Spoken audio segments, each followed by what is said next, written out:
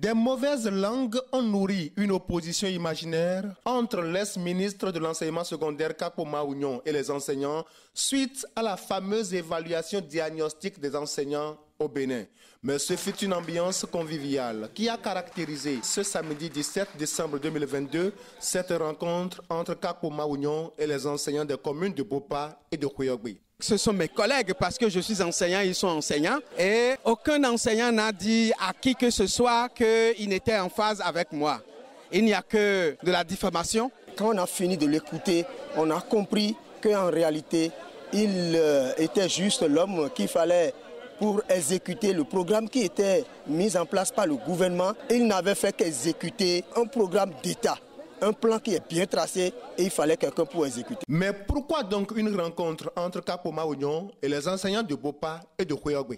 Je suis venu expliquer aux collègues enseignants des communes de Bopa et de Khouyogbe que nous avons le devoir de continuer de travailler pour l'enracinement du parti Union Progressiste Le Renouveau dans la 18e circonscription et dans tout le Bénin. Kakpo Maounion nous dévoile ici quelques-uns des sujets débattus avec ses enseignants. La question du bilan de ce qui se passe au niveau du système éducatif de notre pays, comment il faut organiser le système éducatif, d'abord en améliorant les offres de formation, en dotant le système d'un personnel d'encadrement qualifié et aussi en donnant une formation qualifiée à la plupart du personnel enseignant. Et pour accomplir tout cela, il faut que les enseignants aient de meilleures conditions de travail. Ce que le gouvernement a fait il y a quelques jours seulement. Selon l'ancien ministre Kakpo Maounion, l'Union Progressiste Le Renouveau compte sur une éducation de bonne qualité pour mettre au service du développement du Bénin une classe d'élite bien formée à cette fin.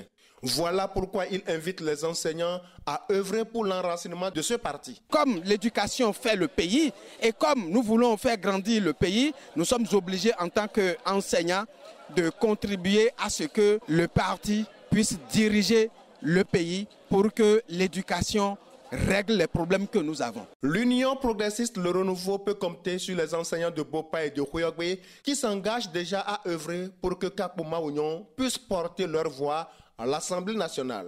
Monsieur Kakpo Maounion est une valeur, c'est un grand homme et cet homme mérite d'être accompagné à l'Assemblée en tant qu'enseignant afin qu'il puisse aller défendre notre cause là-bas car il faut les enseignants pour régler les problèmes des enseignants. Je suis très ravie pour cette rencontre avec Kakpo Maounion. Avec tout ce que monsieur nous a dit, je suis tellement ravie. Ce que j'ai à demander à l'État est que l'État n'a qu'à organiser des formations pour les enseignants. La cantine que l'État a commencé, je veux que l'État augmente aussi la scolarisation des filles. À cette rencontre entre Kakpo Maounion et les enseignants, plusieurs autres teneurs de l'UPR ont rassuré les enseignants de la place de choix qu'accorde cette formation politique à l'éducation pour des projections à long terme au Bénin.